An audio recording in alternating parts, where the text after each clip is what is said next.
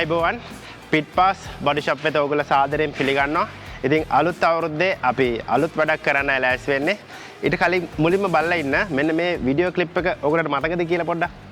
මම මුලින්ම 2009 කටුකුරුඳු රේස් එකකට සහභාගී වුණේ Evo 3 එකකින්. ඉතින් ඒකේදී මම රේස් එක දෙන්න අපිට ඇක්සස් එක තිබ්බත් අලුත් කාර් එකක් හදන්න ඒත් අපි මේ try කරා මේ කොහොම හරි අපි හදන්න ඕන කියලා Evolution 3 එකකින්ම මේ රේස් එක පදින. ඉතින් මගේ වෙලාවේ හිටපු මාත් එක උදව් වුණේ මගේ යාළුවා ශානක බණ්ඩාරි. ඉතින් අපි දෙන්නත් එක්ක එකතු වෙලා Evolution 3 එක මේ තියෙන Evolution 9 එකේ තියෙන දේවලුත් අපි පාවිච්චි කළා. කොහොම හරි අපි ඒ කාර් එක හැදුවා මේ රේස් එකට සහභාගී වෙන්න. 2013 තමයි මේක මම සහභාගී වුණේ. ඉතින් ඒ වගේම කොහොම හරි ඒ ඔක්කොමලත් එක්ක හැදලා මට මේ ඒ රේස් එක කොහොම හරි එදා දවසේ චැම්පියන් වෙන්න පුළුවන් වුණා. ඉතින් මම හිතන්නේ ඒක හැමදාම මට මතක තියෙන දෙයක්.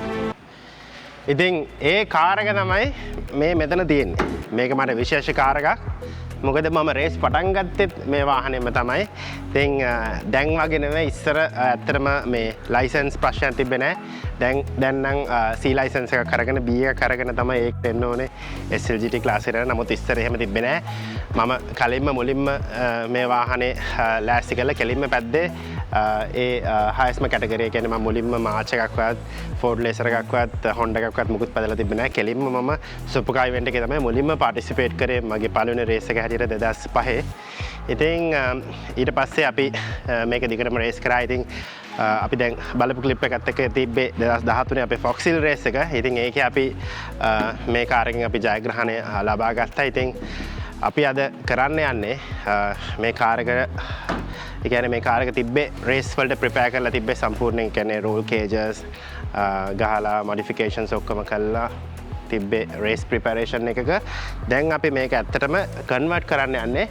මේක මේ කියන්නේ කන්වර්ට් කරන්න හේතුව තමයි මේක කන්වර්ට් කරන්න කලින් මේක ඇත්තටම තිබ්බේ පාරේ දුවන කාර් එකක් විදියට. මේක normal Evolution 3 පාරේ දුවන කාර් එකක් විදියට තිබ්බේ.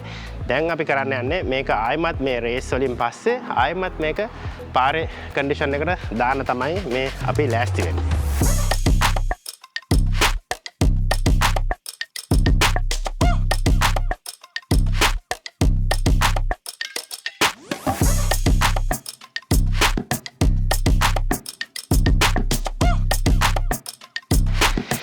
ඉතින් මේ වාහනේ පාරේ දුවන තත්ත්වයට ගන්නවා කියන්නේ ඉතින් ඇත්තටම ලේසි වැඩක් නෙමෙයි. ඉතින් ෆුල් රිස්ටොරේෂන් එකක් යන්නේ. ඔයගලන්ට පේනවා ඇති මේ වාහනේ හැම දෙයක්ම ගලවලා තියෙන්නේ. කිසිම කෑල්ලක් නැහැ.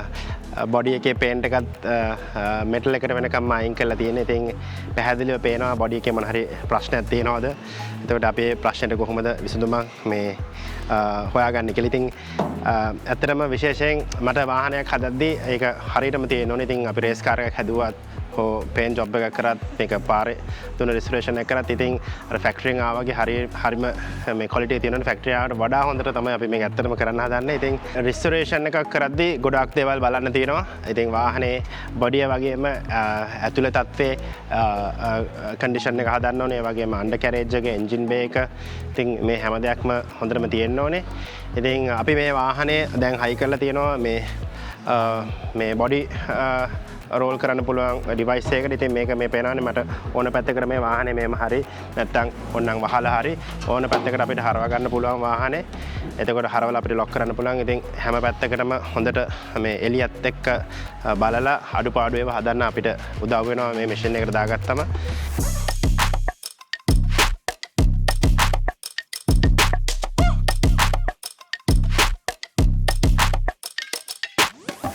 ඉතින් මේ ප්‍රොජෙක්ට් එක අපි ඒෂියන් පේන්ට්ස් එකත් එක්ක එකතු වෙලා කරන්න යන්නේ. ඉතින් අපි මේ ප්‍රොජෙක්ට් එක කරන බොඩි ෂොප් එක විදියට තෝරගත්තේ VTEC Motors එක. ඉතින් අපි මේ කාර් එක අපේ Lab 57 එකෙන් අද VTEC Motors එකට අරන් යන්න හදන්නේ. අපි එතනට ගිහිල්ලා බලමු ඔෂාන් එක කතා කරලා ඊටු හරි කටයුතු ටික අපි කොහොමද කරන්නේ කියලා.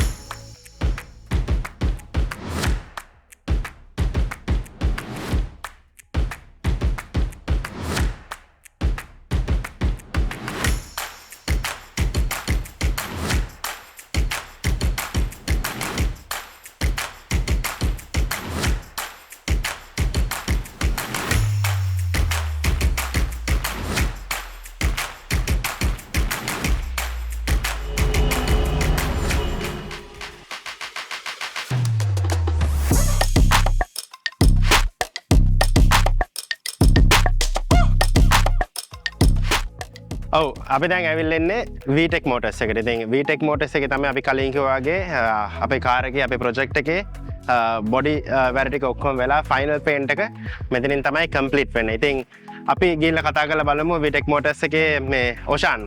හලෝ ඔෂාන්. කොහමද? ඉතින් ඔෂාන් අපිට පොඩ්ඩක් කියන්න මටයි අපිට බලන් ඉන්න හැමෝටමයි කියන්න ඕනේ. දැන් මේකේ ලොකු කරතවයක් තියෙනවනේ මේක දැන් මේ පේන්ට් වැඩ යන හැටි. ඉතින් පොඩ්ඩක් අපිට එක්ස්ප්ලේන් කරන්න පුළුවන්ද ඔෂාන් කොහොමද මේක මේ වෙන්නේ, කොහොමද මුලින්ම පටන් ගන්නෙ, මොකද්ද මේකේ ප්‍රොසෙස් එක කියලා? අශාන් රේස් පැදල පොෆෝම් කරපු විදිහටම වීටෙක් එකත් ට්‍රයි එක දෙනවා ඒ ෆිනිෂිං වල අරන් දෙන්න පේන්ට් එකේ. සාමාන්‍යයෙන් මචං මේ වගේ කායයක කියන්නේ ඇත්තටම ඔයා මේකේ සුද්ධ කිල්ල පේන්ට් රිමූව් දාලා සුද්ධ කරපු එක සෑහෙන හොඳ දෙයක්. ඒතකොට මට වාහනේ ක්ලීන් පටන් ගන්න පුළුවන්. ඒක තමයි අපි පළවෙනියට මේ වගේ වාහනයක් ආවම කරන්නේ අපි වාහනේම මුළු අලයින් කරගන්න try කරගන්නවා. ඒ කියන්නේ අලයින් කරගත්තේ නැත්නම් පේන්ටිං ඉවර වෙලා අලයිනින් පැත්තට යන්න බෑ. පළවෙනි ස්ටෙප් එක ඇවිල්ලා වාහනේම අපි සුද්ධ කරලා කොරෝෂන් සයින් කරගෙන ඩෙන්ස් තියෙන ඒවා ටික හදලා ඉවර වෙලා තමයි අපි අලයිනින් ඉවර වුණාම තමයි පේන්ට් එක පැත්තට යන්නේ. ඒ වගේම තමයි දැන් මේ වගේ වාහනයක් මේක ඇත්තටම මේ චැසි එක අවුරුදු 20ක් 22ක් විතර පරණ චැසි එකක්.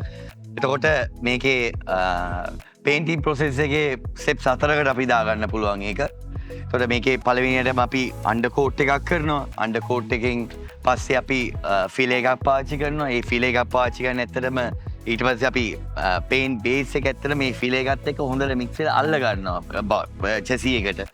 ඊට පස්සේ අපි ඊට පස්සේ තමයි ක්ලියර් කෝට් එක ගන්නේ. ඒකේ ක්ලියර් කෝට් එකේදී හීට් රෙසිස්ටන්ස් ඒ වගේම ග්ලොසිනස් පේන්ට් ප්‍රොටෙක්ෂන් එක හැම දෙයක්ම ලබා දෙන්නේ ක්ලියර් කෝට් එකකින්. මේ ස්ටෙප්ස් හතරත් අපි කවර් කරගන්නේ අපි වීටෙක් මෝටර්ස් මම අයිතිකරුවෝ විදියට ප්‍රවුඩ්ලි කියන්න තියෙන්නේ මම අවුරුදු 11ක් පාවිච්චි කරපු පේන්ට් එක ඇවිල්ලා ඒෂියන් පේන්ට්ස් කෝස්වේ පේන්ට් එක. ඒ ස්ටෙප්ස් හතරම ඒ පේන්ට් එක අපිට කවර් කරලා දෙනවා.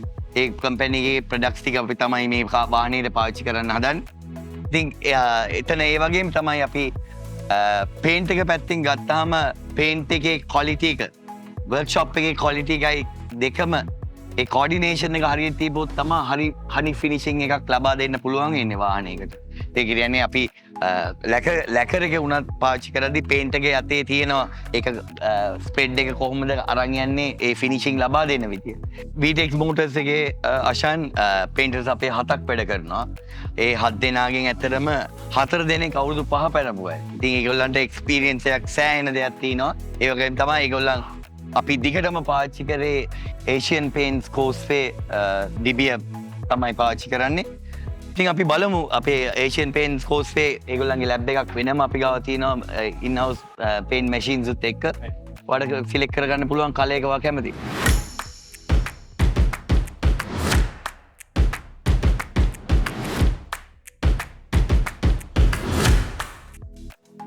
අශාන් මේ ඇවිල්ලා ඩිබිය පේන්ට් මැෂින් එක. එතකොට මෙතන කලර් කෝඩ් එකට අපි කලර් කෝඩ් එක අපි එන්ටර් කරාම අපේ කම්පියුටර් එකේ ඒගොල්ලන් අපිට දෙනවා ඔක්කොම බේසික්ස් ටික කවලම් කරන්න ඕන ග්‍රෑම් ගන්න. එතකොට අපි මෙතෙන්ට බේසික්ස් ටික මෙතනින් බේසික් එක අපි උදාහරණයකට කියමු. දැන් මේකේ 513 අරන් ඒ ප්‍රමාණය දැම්මහම තමයි කලර් කෝඩ් එකට තින්ට හැදෙන්නේ. දැන් මේ කාර් එකේදී අපිට පුළුවන් ඔයා කැමති පාට කියන්න. මේක අපි රෙස්ටොරේෂන් එකක් කියන්නේ. ඔයා කැමති පාට කරනවා නම් සාමාන්‍යයෙන් අපි Mitsubishi ගත්තොත් පාටවල අශාන් දැන් මේකේ තියෙනවා කලර්ස්. ඔයාට සිලෙක්ට් කරගන්න පුළුවන් කොයි වගේ කලර් එකකට මෙහෙම යනවද කියලා.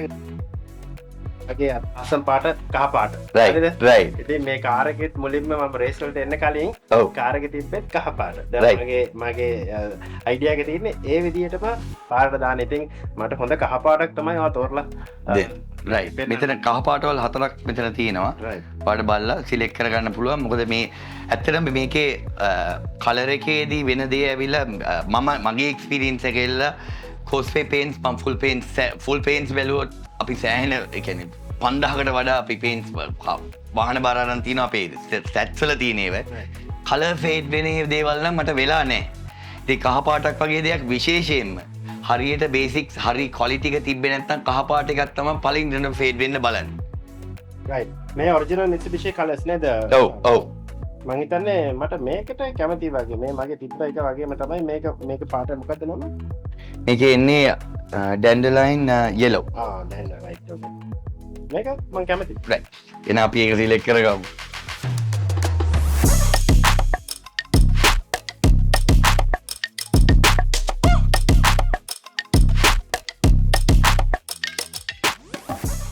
රයිට්. ඉතින් ඔන්න විස්තර ගොඩක් ඕගලන්ට දුන්නා කාර්ගේ රිස්ටොරේෂන් ප්‍රොජෙක්ට් එක කොහොමද වෙන්නේ කියලා.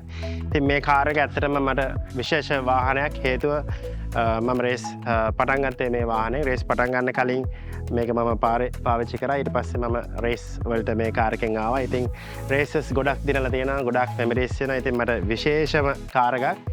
ඉතින් ඒක හින්දා තමයි මම විශේෂම කොම්පැනි දෙකක් එක්ක එකතුනේ මේ ප්‍රොජෙක්ට් එක හොඳටම කරගන්න ඕනේ ඉඳ. ඉතින් Asian Paints Causeway කියන්නේ ලංකාවේ තියෙන හොඳම පේන්ට් කම්පැනි එකක්. ඒ වගේම VTech Motors කියලා කියන්නේ ලංකාවේ තියෙන හොඳම බොඩි ෂොප් එකක්. ඉතින් මේ ඒකයි මම පළවෙනිම හේතුව මේක තෝරගත්තේ මේගොල්ලත් එක්ක යන්න. ඉතින් Pit Pass බොඩි ෂොප් එකත් එක්ක රැඳී ඉන්න මේ ප්‍රොජෙක්ට් එකේ අප්ඩේට්ස් ගොඩක් ඔයගොල්ලන්ට ගෙන එනවා.